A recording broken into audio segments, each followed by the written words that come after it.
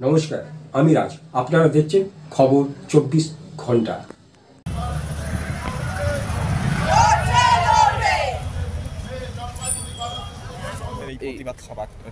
আপনারা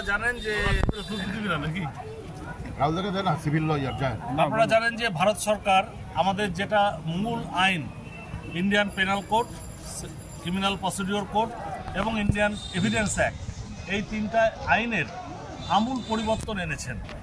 এবার কোনো একটা আইনের যদি আমূল পরিবর্তন আনতে হয়, তার যে পদ্ধতি সারা জীবন ধরে যে ভারতের সংবিধান অনুযায়ী এবং প্রথা অনুযায়ী যেটা মেনে চলা হয়েছে, যে সেটা অন্তত পক্ষে ইনিশিয়েটিভ নিতে হয় অন্তত 3 বছর আগের থেকে, বিভিন্ন অঞ্চল থেকে তার ডিবেট হয়, বিভিন্ন সংশ্লিষ্ট সংস্থার থেকে তাদের একটা সাজেশন চাওয়া হয়, কিচ্ছু না করে শুধুমাত্র ওখানে পার্লামেন্টে মানুষদেরকে বের করে দিয়ে, পার্লামেন্টের সদস্যদের বের করে দিয়ে তারা ওখানে এই আইনটা পাস করেছে।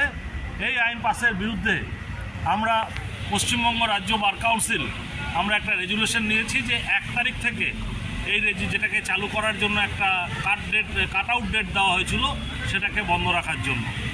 এবং আমরা যে রেজুলেশনটা নিয়েছিলাম, ইতিমধ্যে সেই রেজুলেশন নিয়ে কিছু 57 লোক একটা আদালতে মামলাও করেছিল, কিন্তু আমি পরিষ্কার করে বলে দিই, আদালত ওই রেজুলেশনের বিরুদ্ধে কোনো স্থগিতাদেশ দেন নাই এবং সেই রেজুলেশনটা অপারেটিভ এবং সেই রেজুলেশন অনুযায়ী রাজ্য বার কাউন্সিল যেহেতু প্যারেন্ট বডি, পশ্চিমবঙ্গের সমস্ত বার অ্যাসোসিয়েশন এবং আমি এই মুহূর্তে কয়েকটা বার অ্যাসোসিয়েশনের সাথে সকালে কথা বলেছি।